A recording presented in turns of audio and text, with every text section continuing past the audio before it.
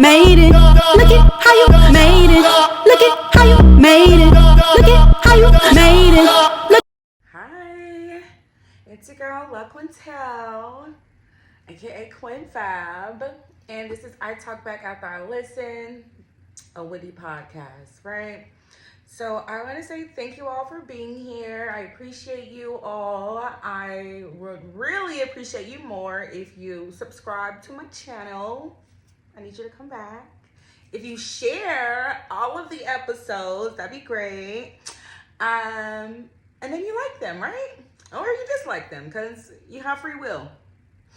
So thanks for tuning in. And this episode is just kind of a random flow because it's a lot of things that I feel like I should start off saying. So I am a private person. If you see my Instagram, I don't upload that many videos, photos, or anything on my main page. If I do, it's probably like less than 6 photos a year.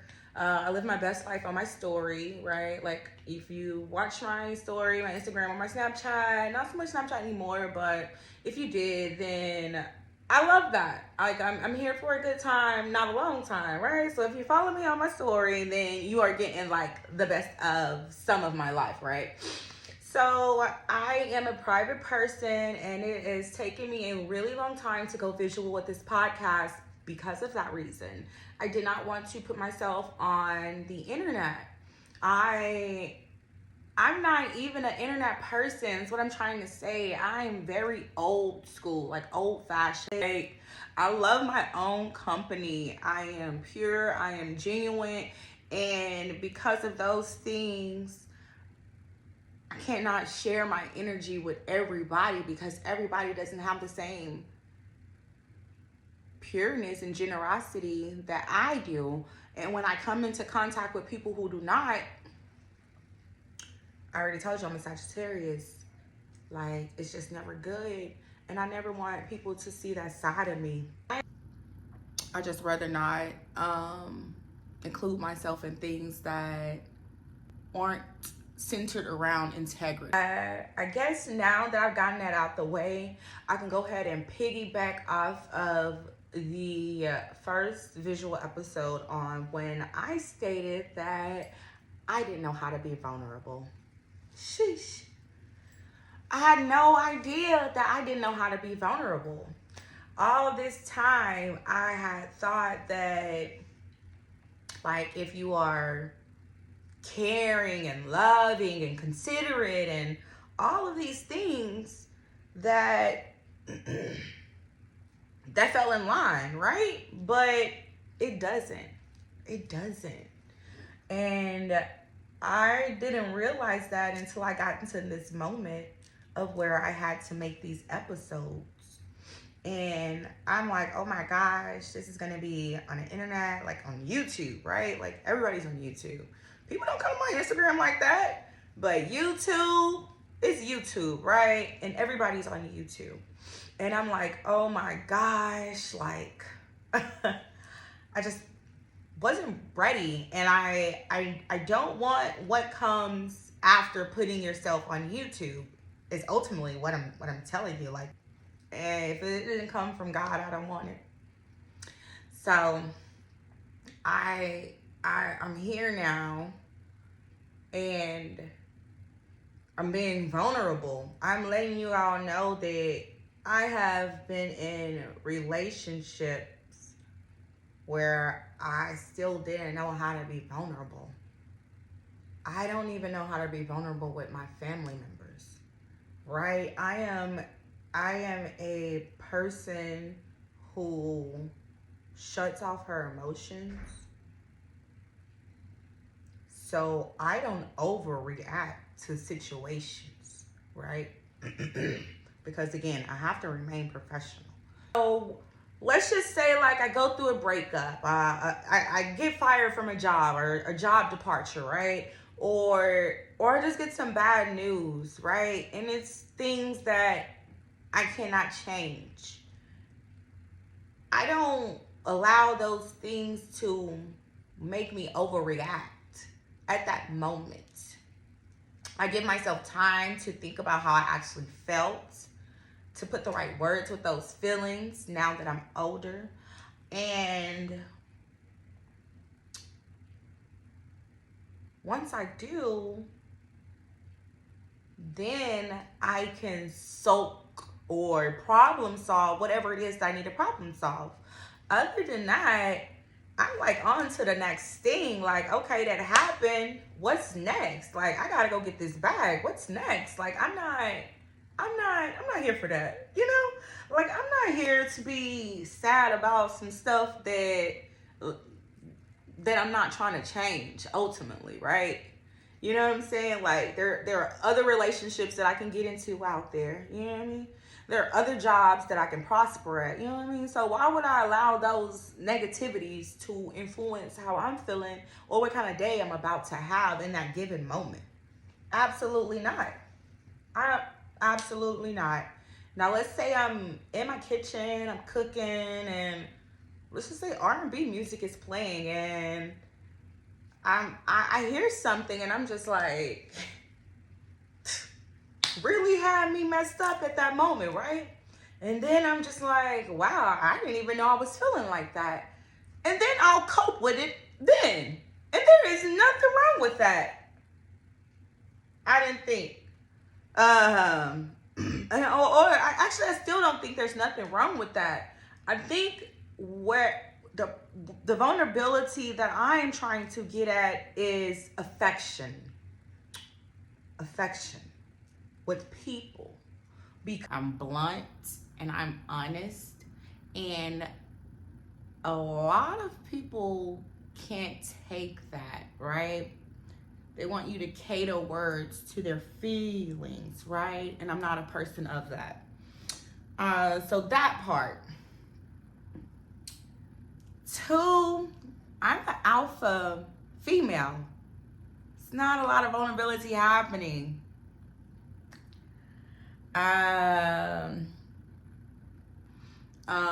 So I think all those things, as well as like not growing up having the affection that I need, and not knowing what affection looks like, has made me not be vulnerable. But I feel like now that we become older and we can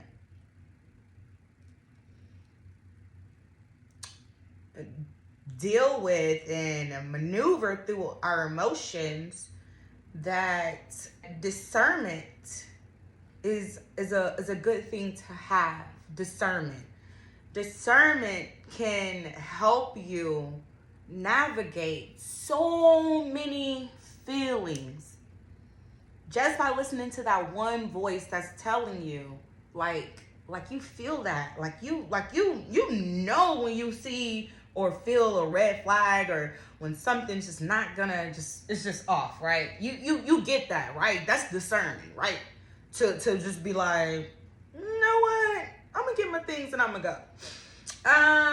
And now that I feel like I have that, I can be vulnerable and allow myself to let my guard down. And I love that for me. Like, nobody tells you being pretty, there's so much stuff that comes with it. And don't be pretty and have to figure things out on your own at a young age. Because at that time, you haven't had enough situations to have learned about what discernment is, right? To maneuver on situations, ideas, and ultimately people. And what I'm telling you is, I didn't have that. And I dealt with good people but they weren't as of good as a person as I was, which ultimately left disappointment. And I closed up because how come I'm X, Y, and Z, A, B, and C, and have shown nothing but care and loyalty, and you front on me, or you try to play in my face.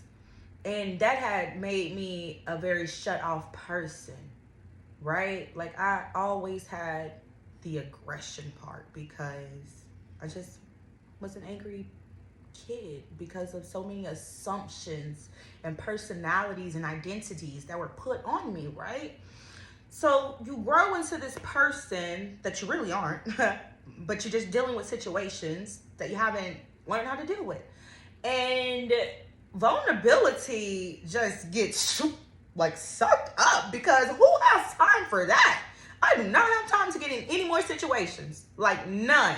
So vulnerability goes out the window until you realize you have free will to be in spaces around people who make you feel good, who allow you to be vulnerable. And I'm just now getting to a place where I want to open up and be vulnerable again because I have discernment of who's really for me and who's really not. And I love that for me. I want everyone to have discernment about friendships, relationships, anything in life that you need to consider more than once. You know, because it'll save you a lot of time, and it'll ultimately help you figure out who you are as a person and what you will and will not allow. And now that I can allow myself to be a nice person who is vulnerable again to the right people, I'm in a safe space. And I want everyone to be in a safe space because you deserve that. You deserve to have people who you can be vulnerable with, people in your corner who support you, who aren't judging you, who just show up when you need them, right? And honestly, it doesn't even have to be people. It doesn't have to be people, or it doesn't have to start off with people. I'm still looking for that person. My sister is one of those people. My cousin, Shantae, is one of those people. But for the most part, it's my journal and my diary. That's who I'm being vulnerable with. Those things there because I can create full sentences on thoughts and feelings without hesitation, without knowing that I'm going to get judgment, without anybody interrupting me, without unwanted feedback, without anything, but just more lines for me to express my emotions. So if you don't have a safe space or a person to go to, I suggest getting a journal or a notebook or a diary.